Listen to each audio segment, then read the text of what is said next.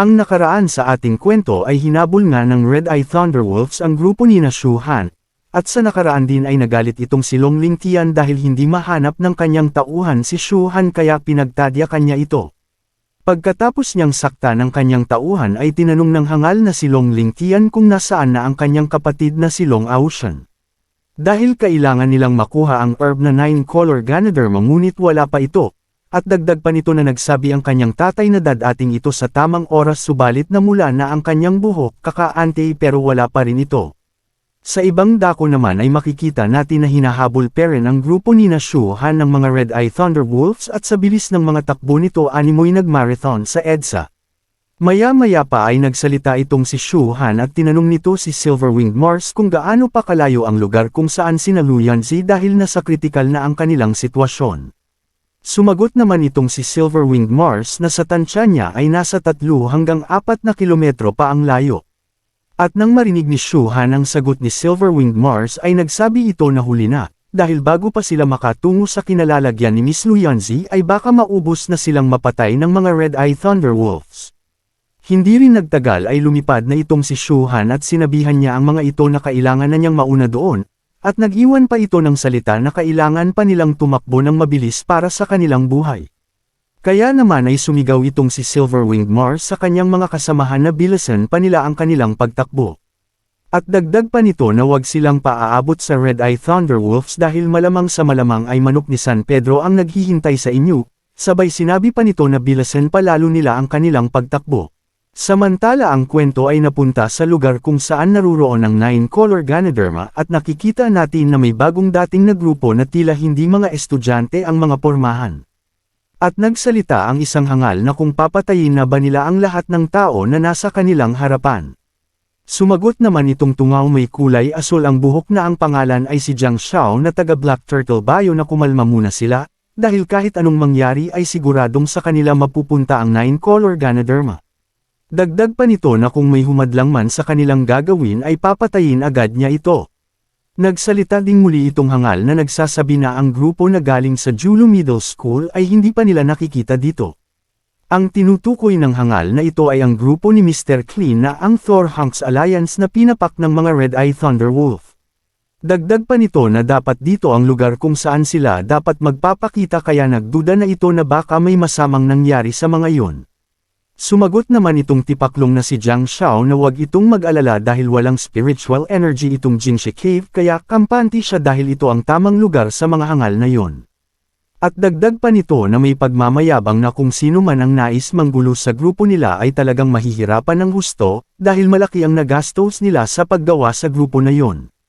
Muli itong nagsalita at sinabi nito na may kampante sa kanyang sarili na ang lahat ng mga kayamanan dito sa loob ng Jingshi Cave ay mapupunta sa Black Turtle Bio. At kasabay nito tiningnan niya ang 9-color Ganoderma na nakangiti ang kanyang pagmumuka. Kaya inutusan na niya ang kanyang mga kasamahan na pumunta na sila dahil pwede na nilang kuhain ang 9-color Ganoderma. Maya-maya pa ay makikita natin na dumating na ang ating bida na di Shu Han. Kaya pinahinto muna ng hangal ang kanyang mga tauhan dahil naramdaman nito na may paparating. At nang makalapag na sa lupa si Shu Han ay napasabi na lang itong hangal na ang bilis nga daw ng ating bida. At pagkatayo ng ating bida ay agad itong binati ang mga naruroon na animoy kakandidato ito ng pagkapangulo ng mga hangal. At sa isip-isip ni Shu Han habang tinitignan niya ang mga naririto na mga nilalang ay sinabi nito sa kanyang isipan na sapat na ito upang labanan ang mga hangal na Red Eye Thunderwolves. At nang makita ito ni Miss Lu Yanzi si Shu Han ay nagtataka itong nagtanong kung ano ang kanyang ginagawa sa lugar na ito. Pati ang tipaklong na si Long Lingtian ay tila natuwa na may halong gigil na sinasabing matagal na nitong hinanap at kusa ka lang pala magpapakita sa akin. Ang hangal na si Kwang Rui na narinig ang pangalan na Shu Han ay agad nitong inilabas ang kanyang palaka ang kanyang espada pala na nagsasabi ito pala ang Shu Han na pumatay sa kanyang tatay. At makikita natin na galit gustong manakit at nagsasabi ito na walang hiya itong ating bida dahil pinatay nito ang kanyang tatay kaya papatayin niya din daw ito. Hindi rin nagtagal ay sumugod na nga itong hangal at nagsusumigaw ito na puputulan nito ang tutoy ng ating bida ay ang katawan pala. At ipapakita niya sa lahat na naririto ang kanyang galit upang maipaghiganti ang kanyang tatay. Ang ating bida ay tila wala itong pake sa nararamdaman ng hangal ay sinabi nito na bago niya paslangin si One Eye Iron Man ay nabanggit nito na may anak itong membro ng Shushan Sword Sect, kaya tinanong ito ng ating bida kung siya nga ba ang tinutukoy ni One Eye Iron Man. Kaagad naman sumagot itong si Kwang Rui at nagpakilala na disciple nga siya ng Shushan Sword Sect at dagdag pa nito na dito na daw mamamatay ang ating bida. At nang malapit nang tumama ang atake ni Kwang Rui ay agad naman itong pinatigil ni Shu Han. At makikita natin na nagulat itong si Kwang Rui sa ginawa na pagpainto ni Shu Han sa kanya. Kaya napangiti na lang ito at nagsabi kay Shu Han kung natatakot na ba ito. At dagdag pa nito na huli na ang lahat para mapatawad niya itong ating bida dahil ngayon din mismo ay papatayin niya na si Shu Han. Sumagot naman itong ating bida at sinabi na nagkakamali siya ng akala dahil hindi siya natatakot. At sasabihin niya lang marami siyang kaaway at isa na dyan ay ang nasa likuran niya kasabay ang pagturo nito kay Long Lingtian. At dagdag pa ng ating bida na pwede silang magtulong mamaya upang kalabanan siya, dahil kahit madagdagan o mabawasan ang kanyang kaaway wala itong problema sa kanya. Pati ang Black Turtle Bio ay nakilala na din si Shu Han kaya nagsalita itong si Willie Garte, na ito pala ang arrogant na si Shu Han ang tumulong sa Lu family upang mapabagsak o nagwasak ng kanilang branch sa South Island. Kaya nagsalita itong may asul na buhok na pinamatyagan niya ito simula noong nakipagtulungan ito sa Lu family, dagdag pa ng hangal ay mukha itong bagito kaya wala silang dapat ikatakot sa ating bida kaya tuloy parent sila upang kuhanin ang 9-color Ganoderma. Hindi rin nagtagal ay may isa na namang dumating na isang hangal at hinahamon nito ang ating bida sa darating na martial arts examination. Ang hangal na dumating ay walang iba kundi si Feng Zhenting at nanggigil din ito sa galit na nagsasabi, na wala itong pakialam kung mapatay siya nino man basta ibalik lang ni Shu Han ang treasure ng kanilang pamilya. Sa mga sinabi ni Feng Zhenting ay tinuwanan lamang ito ng ating bida at sinabihan niya ito, nawala ito sa timing dahil nakikita niya naman na madami pa siyang mga kaaway sa ngayon kaya kailangan niya munang pumila para makalaban siya nito. Sumagot naman itong tungaw na talagang maraming nais mapatay ang ating bida kasabay nito ay inilabas niya ang kanyang sandata at nagsasabi ito na hindi na makakalabas ng buhay itong si Shu Han. Sa mga sinabi ng tungaw na si Feng Zhenting ay hindi naman ito pinansin ni Shu Han bagkus ay kinaweyan niya ang mga taga Black Turtle Bio. At sinabi nito na salamat naman at nagpakita din ang mga ito, at pinagmayabang pa nito na pinatay niya lahat ng mga hangal na Thor Alliance. Dahil sa mga sinabi ni Shu Han ay naiinis na lang ang hangal na nagsasabi ito sa kanyang isipan na kung paano sila nakilala ni Shu Han na sila ay taga Black Turtle Bio. Ang isa naman na kasama niya ay binulong nito sa kanyang kasama kung talaga bang tinapos lahat ni Shu Han ang lahat ng mga estudyante na kanilang binago. Kasabay naman nito ay naiinis ito at sinabing papatayin niya daw ang ating bida. Maya-maya pa ay hinawakan na nito ang kanyang kasama sa balikat at sinabi nito wait ka lang, dahil mas mahalaga sa ngayon ang makukuha nila ang 9-color Ganoderma lucidum dahil nakasalalay ang kinabukasan ng Black Turtle Bio sa halamang ito. Agad namang naghanda ang hangal upang kunin nito ang 9-color Ganoderma. At hindi rin nagtagal ay lumipad na ito ng mabilis na nagsasabi na kailangan nilang makuha ang halaman na ito. Agad namang napansin ni Shu Han ang ginawa ng hangal kaya sinabi niya na mag-uumpisa na ang palabas.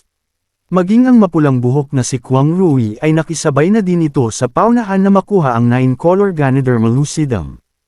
Ang boy labo na galing sa Black Turtle Bio ay nakita na sabay-sabay nang nagdagsa ang nais makuha ang halaman ay nagsumigaw ito na pigilan nila ang mga ito.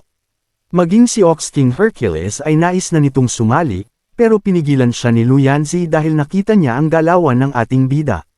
Dagdag pa nito na gagamitin ni Shu Han ang kaguluhan para makuha nito ang 9-color Ganoderma lucidum at makatakas ito, kaya sinabihan niya si Ox King Hercules na classmate nila si Shu Han kaya kung manganib ang buhay ni Shu Han ay kailangan nila itong tulungan. Samantala ay nagkagulo na nga at nag-uunahan ang mga hangal na makuha ang 9-color Ganoderma lucidum.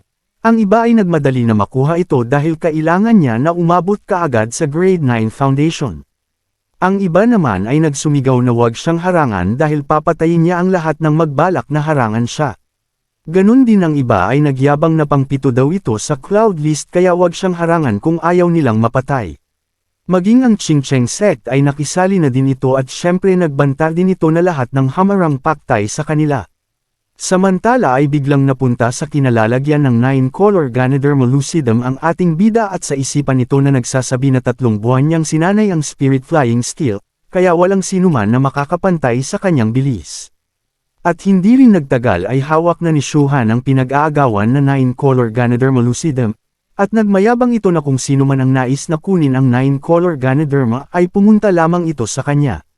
At kasabay nito ay kumaripas naman muli sa paglipad si Shuhan na nagsasabi na habulin siya ng mga ito kung kaya nila. Sa nakita ni Long Lingtian at inutos nito sa kanyang mga kasamahan na kunin nila ito kay Shuhan ang 9-color Ganoderma kahit na anong mangyari. Maging ang mapulang buhok na si Kwang Rui ay nagmumura ito at halatang galit na nagsasabi na paslangin niya daw ang ating bida. Pati si Boy Labo ay inutusan niya din ng mga kasamahan niya na huwag hayaang makalayo si Shuhan at kunin nila ang 9-color Ganoderma lucidum kahit na anong mangyari. Sa mga nakita nila na humabol sa ating bida si Red Hair ay tinanong nito kung ano ang kanilang gagawin. Hindi rin nagtagal ay agad na itong lumipad ang kanyang tinatanong at iniwan ito na nagsasabi na kailangan nilang sundan si Shuhan dahil nasa kanya ang 9-color Ganoderma lucidum.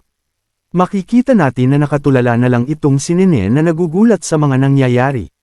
Si Oxting Hercules ay nanlamya na lang sa kanyang mga nakikita na nagsasabi kay Luyanzi na kanina lang ay kakaunti lang ang kaaway ni Shuhan, ilang minuto lang ang lumipas ay halos lahat na ay nais siyang patayin.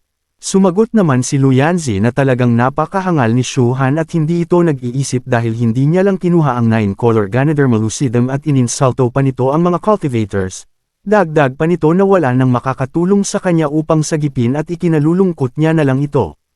Ang kwento ay napupunta kina Silver-Winged Mars na nakikipagkarera kay kamatayan, at sa isipan nito na ilang minuto na lang ay maabutin na sila ng Red-Eye Thunderwolf, at dagdag pa nito na sana ay nakita ni Shuhan ang kinaroroonan ni Miss Lu para mailigtas sila sa bangungot na ito. Maya-maya pa ay tumigil ito at kasabay nito ay nagsasalita ito na kailangan niya na magpaiwan, at pilitin nila ang lahat ng kanilang makakaya upang makatakas kasabay ay nagpaalam na ito sa kanyang mga kasamahan. At nagpahabol pa ito na sa susunod nilang buhay kailangan na nilang magsanay upang makalaban sila sa susunod na mangyayari itong muli.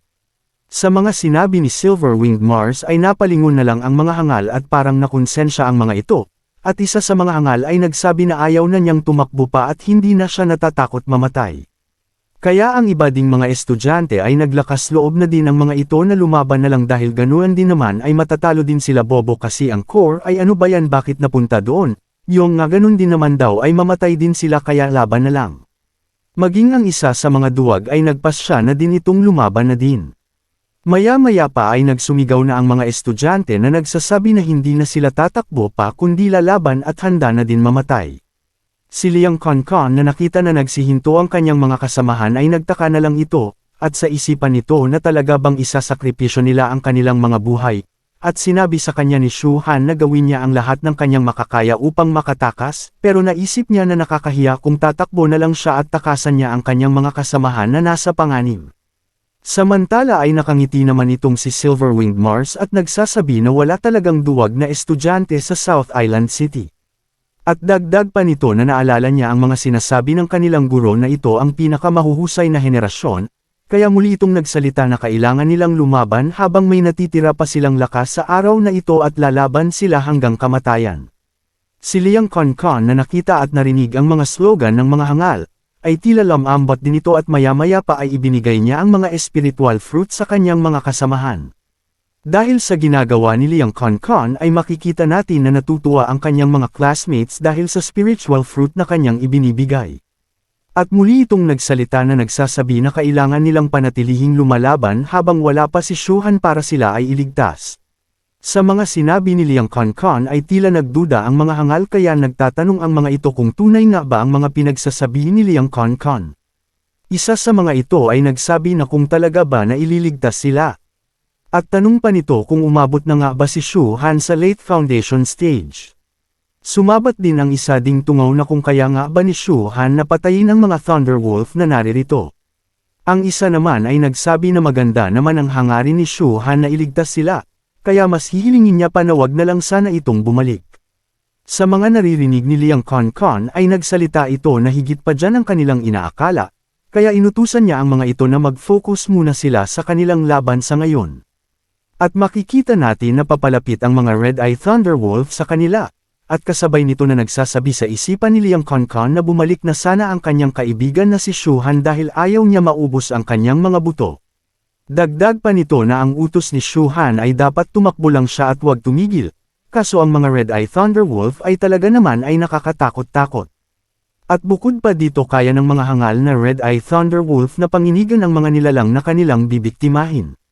Kaya habang nakikita ni Liang Konkon na papalapit na sa kanya ang Red Eye Thunderwolf, ay mangyak-ngiyak na lang ito na nagsasabi na ng hinayang siya sa mga lahat-lahat at kung bakit pa siya tumigil.